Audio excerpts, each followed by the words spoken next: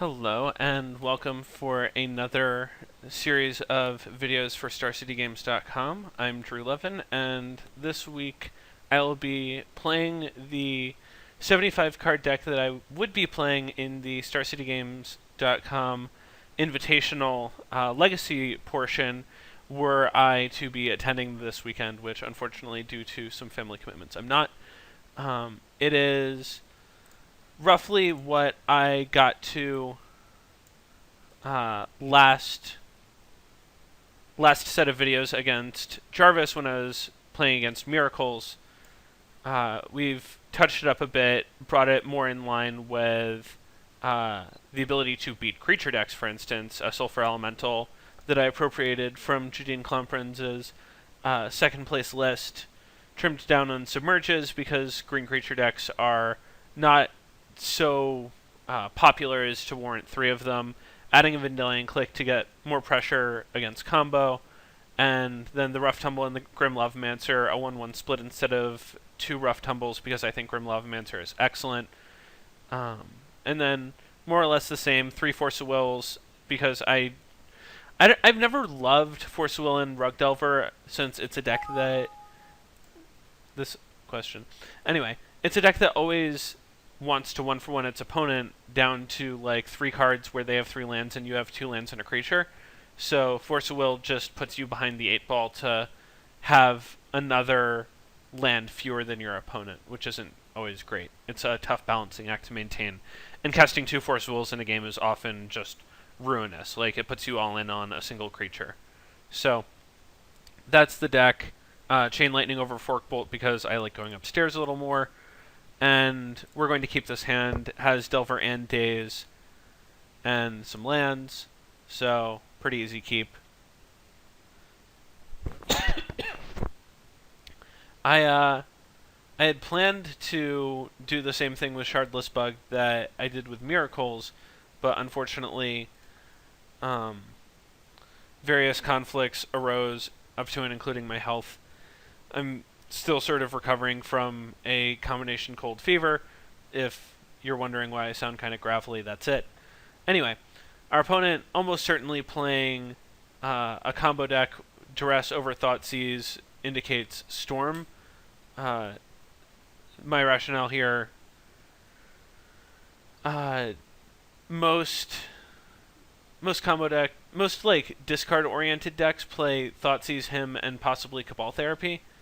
Duress is like very far down on the list of discard spells that you would play. Liliana really pushed Duress out of mainstream legacy playability in black decks because you want a lot of discard, but Liliana does a lot of work for you as far as sort of keeping someone's hand empty.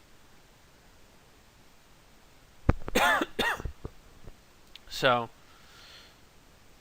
yeah, I'm pretty happy putting them on Storm in this situation. And so they think that they can beat a Daze. Oh. Commenters, you showed me that I... Lightning Bolt entered the reveal. Yeah, I would. Alright. Beautiful. Okay, so let's ponder. And if we like 2 cards, then we will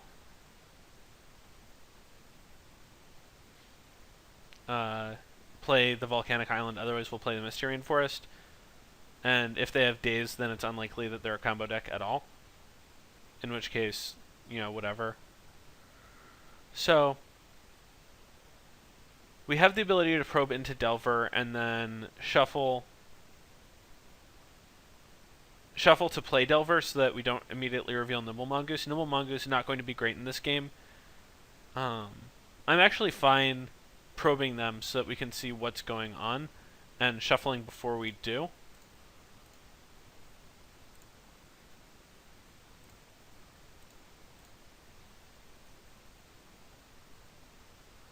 And we're going to get a green land and pay 2 life to probe. So yeah, like I said, Storm, Underground Sea, Duress, a pretty easy read. So DRCR GPGP island.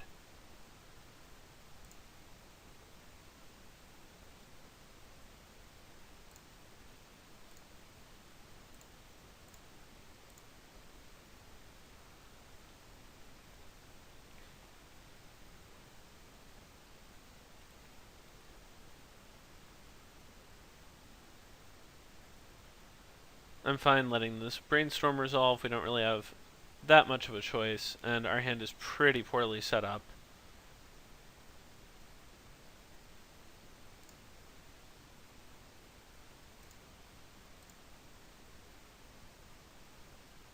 I'm also really happy casting a brainstorm of our own here. Yeah, that's what we wanted. We do not want these lightning bolts.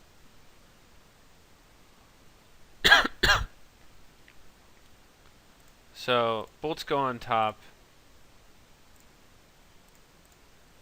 Tarmogoyf goes in play, and we have 2 Force of Wills.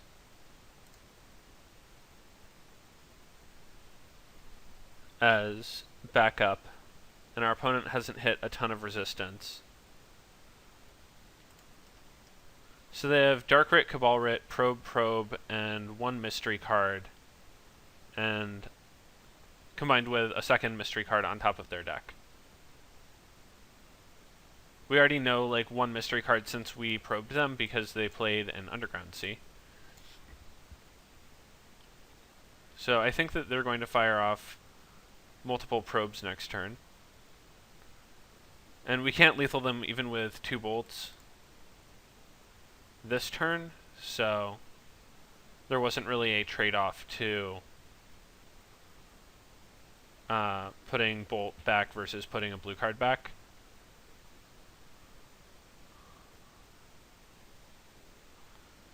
I'm actually fine forcing this, because I don't think that they can... Yeah, they played an island first, so they just have no mystery cards. It's Dark Writ, Cabal Writ, Gitaxian Probe, Gitaxian Probe. And this represents 3 new cards. So, I'm fine force willing this based on known information. And so now they have to hardcast their Gitaxian Probes and hit 2 action cards. Yeah, I mean, I just don't think that this is going to work out for them. Chromatic Star. Yeah, you got it.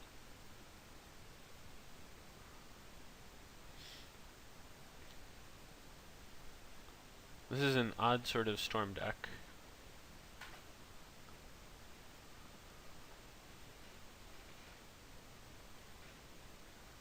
I've never seen Chromatic Star in a 2-color storm deck. I also, yeah, don't love hardcasting the 1 Gitaxian Probe when you know that I have access to Lightning Bolt. So, yeah, Dark Ritual's fine.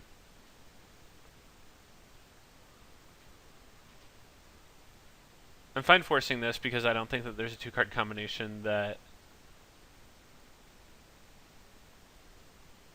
kills us here if we force it, whereas they could have like Duress Ad Nauseam,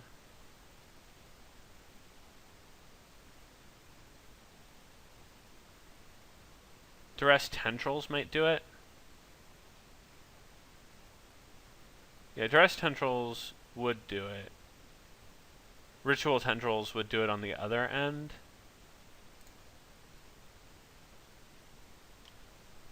So they've cast Brainstorm, Probe, Star.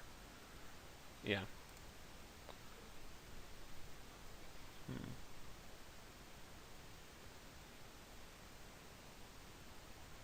Yeah, they need to have exactly another Dark Ritual and the natural drawn tendrils to do something here. And they don't. So we get out of it with a pretty clutch Brainstorm. So our sideboard plus Flusterstorm plus Vendilion Click. Pyroblasts for their cantrips, Sylvan Library because it's a draw 3 spread out over time, and we get to get rid of all of our lightning bolts, which is nice. So our Delvers get a little worse, but we're going to play a more drawn out game. If I saw red, I would be boarding in Grafdigger's Cage and likely cutting a Nimble Mongoose or two, because red opens the door for Past in Flames, and one of the best ways to beat Rug Delver if you're a Storm deck is by just playing this sort of attrition-oriented game where you end up with like 3 or 4 lands in play, and your endgame is like cast Cabal Ritual with 2 mana open, and then cast Past in Flames and recast all of the stuff that you've like traded for soft counters over the course of several turns, or just rebuy all of your cantrips and then start playing rituals with mana open to blank Pierces and Dazes, and then just kill with Tendrils without ever really being vulnerable to like all of the soft counter magic. But since we didn't see all of that, since we only saw Chromatic Star and like 3 basic islands, I'm fine not really worrying about Cage and being able to go back to it in our third game if we lose to Past in Flames. So this is a really risky hand. It's a sort of hand that can immediately lose if they open on like Island Swamp, or immediately win if they open on like Dual Land Cantrip. I'm fine keeping since our opponent mulled to 6. I'm also fine keeping because we have a creature, a counter, and ways to interact.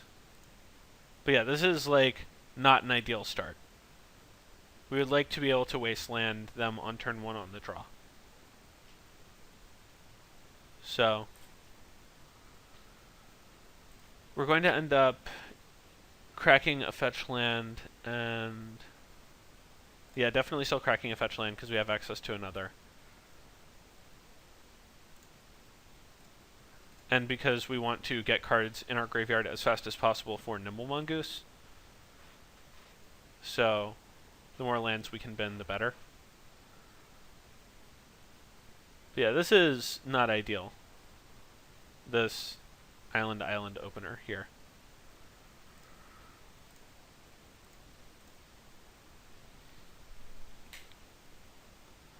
So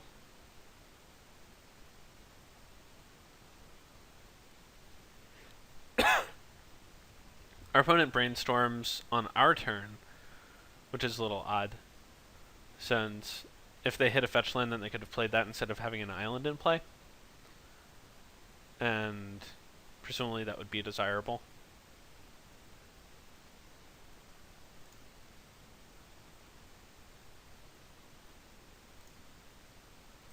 So next turn we can look with Delver's Trigger, and if we don't like it, shuffle it. Flip regardless, but have the fetch land to decide whether or not we want to draw it.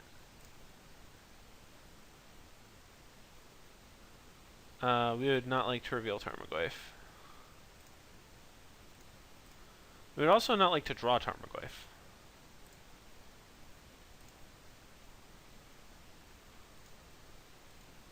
So we're going to ponder off this Tropical Island since we have another. Draw into Spell Pierce, which is cool. We want that.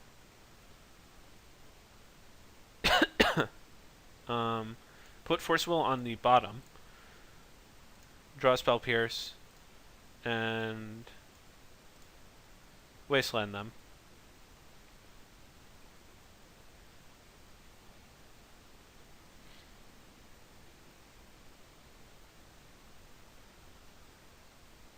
And they have conceded the match.